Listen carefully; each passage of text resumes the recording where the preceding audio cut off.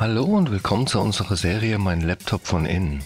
Hier möchte ich euch in einem schnellen Überblick zeigen, wie ihr den Akku tauscht und wie ihr an die wichtigsten Komponenten herankommt, wie SSD, RAM, Lüfter.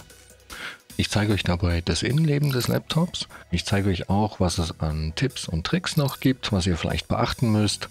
Und dass es im Grunde genommen nicht so schwer ist, einen Laptop aufzuschrauben und an die einzelnen Komponenten heranzukommen.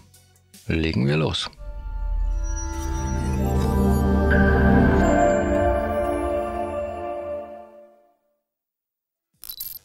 So, wir haben hier ein Lenovo und zwar ein IdeaPad 5 Pro. Und ich zeige euch auch gleich, wie ihr an die genaue Modellnummer herankommt.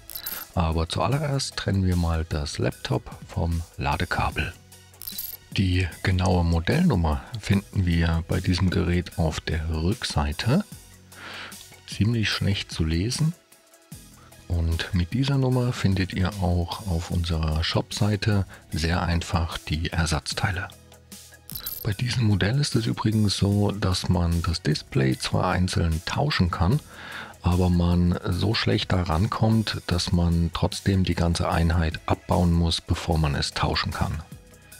Die Tastatur und das Touchpad kommen zusammen mit dem Topcase und dafür muss man dann alles aus dem Gehäuse nehmen.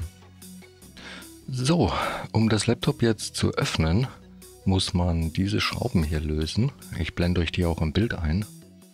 Und da gibt es eigentlich nur zu beachten, dass diese Schrauben hier ein bisschen länger sind. Die sollte man also getrennt aufbewahren. Zum Öffnen habe ich hier ein Universalwerkzeugset benutzt. Da sind alle gängigen Schrauben und auch Aufsätze mit dabei. Sehr praktisch. Ich verlinke euch das auch in der Videobeschreibung, falls ihr da Interesse habt. Und ja, als Aufsatz nehme ich hier ein T5 für die Torx-Schrauben. So, dann wollen wir mal schauen, wo genau das Gehäuse eigentlich mit der Gehäuseunterseite verbunden ist. Denn da müssen wir dann rein, um es aufzuhebeln. Und hier zum Beispiel kann man die Trennlinie ganz gut sehen. Und auch hier erkennt man ziemlich gut, wo die Verbindungslinie zwischen Gehäuse und Gehäuseunterseite verläuft. Zum Aufmachen des Gerätes benutze ich hier einen dünnen, flachen Metallgegenstand. Und dann schaue ich mal, wo ich am besten reinkomme, um eine Öffnung zu kriegen.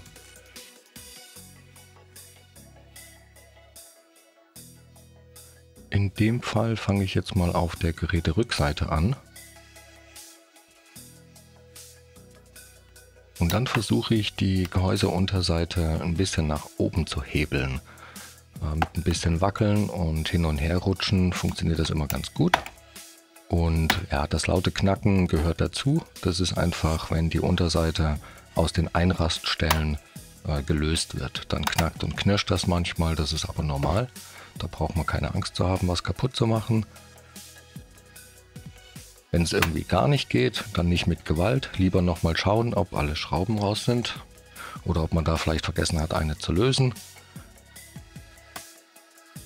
Und ja, dann kann man eigentlich auch schon mit der Hand meistens drunter fassen und das mit ein bisschen Rütteln und hin und her bewegen einfach abziehen. Ich mache das hier jetzt mal im Schnelldurchlauf fertig.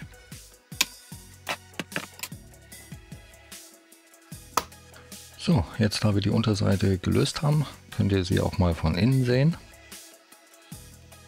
Und so sieht dann das Gerät von innen aus. Gut, bevor wir jetzt irgendetwas weiteres machen, trennen wir aber auf jeden Fall erst einmal den Akku vom Mainboard, dass das Gerät auch wirklich keinen Strom mehr hat. Und den Akku sehen wir hier und da läuft das Kabel und der Stecker zum Mainboard. Bei diesem Gerät kann man den Stecker einfach rausziehen.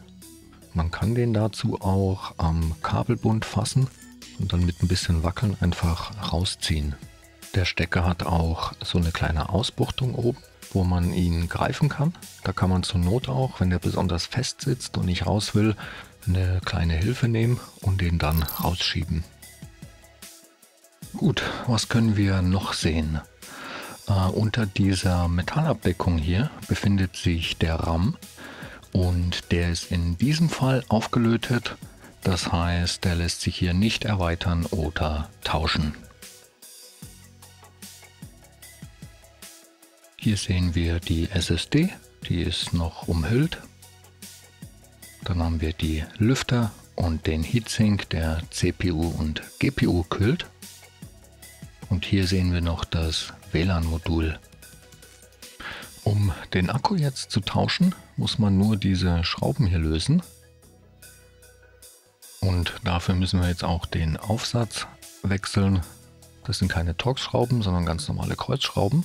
Und dafür nehmen wir hier ein PH0. Wenn die Schrauben dann alle draußen sind, kann man den Akku einfach aus dem Gerät herausnehmen und gegebenenfalls durch einen neuen ersetzen.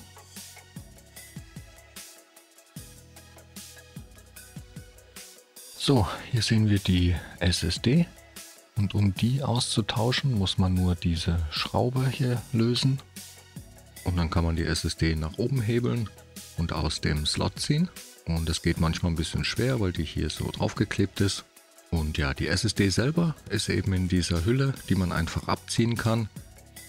Was ich in dem Fall jetzt nicht mache, weil die einfach ordentlich verklebt ist und ich die jetzt auch einfach so lassen will. Der Einbau geht genauso einfach. Man steckt die neue SSD wieder in die Hülle. Dann zurück in den Slot. Dann muss man sie nur ein bisschen nach unten drücken und kann sie wieder verschrauben. Die Lüfter kann man bei diesem Gerät auch einzeln tauschen. Der Großteil von dem Heatsink ist jetzt hier unter einem Klebeband. Das muss man aber nur zum Teil wegmachen. Vor allem das hier unten, weil da noch eine Schraube drunter ist. Da direkt neben diesem Kabel hier. Auf der anderen Seite ist das genau das gleiche Spiel. Auch da ist eine der Schrauben hier unten drunter und da ist auch das Lüfterkabel, was man trennen muss. Das läuft dann hier zum Mainboard. Ich mache das jetzt exemplarisch mal bei dem hier. Da kommen die Schrauben raus. Danach muss man noch das Lüfterkabel trennen. Und hier ist es so, dass die Kabel sehr dünn sind. Da sollte man also nicht direkt dran ziehen. Eher versuchen, den Stecker seitlich zu fassen und dann ja, mit ein bisschen hin und her rütteln rauszuziehen. Sind die Schrauben dann entfernt und alle möglichen Kabel aus der Führung draußen, kann man den Lüfter einfach aus dem Gehäuse nehmen und gegebenenfalls durch einen neuen ersetzen. Der Einbau funktioniert jetzt in umgekehrter Reihenfolge genauso wie der Ausbau. Wir legen den Lüfter wieder in seine Position und auch das Kabel wieder in die Führung einfädeln, können ihn dann verschrauben und ganz wichtig, natürlich nicht vergessen, am Ende das Lüfterkabel auch wieder mit dem Mainboard zu verbinden. Da auf jeden Fall darauf achten, dass das Kabel bzw. der Stecker richtig drin und fest sitzt, damit am Ende der Lüfter auch wieder richtig arbeitet. Um den Akku jetzt wieder einzubauen, legt man den einfach wieder in das Gerät. Der ist passgenau, da gibt es nicht so viele Möglichkeiten. Und dann kann man den wieder festschrauben und am Ende natürlich nicht vergessen, den Stecker wieder zu verbinden, was manchmal durchaus ein bisschen friemelig sein kann. Da auf jeden Fall achten, dass der richtig drin steckt, damit das Laptop dann auch wieder Strom bekommt. So, die Gehäuseunterseite wird jetzt einfach wieder drauf gedrückt und ja, da kann man ruhig ein bisschen kräftig alle Stellen wirklich zudrücken, auch in der Mitte.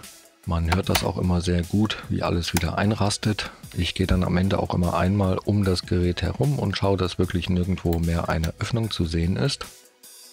Ja, und dann einfach wieder zuschrauben und ja, so schnell ging das.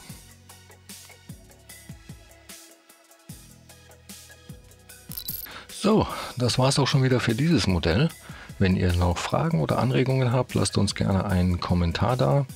Und ja, ich hoffe, das Video hat euch weitergeholfen und ich wünsche euch viel Spaß beim Schrauben. Bis zum nächsten Mal. Ciao.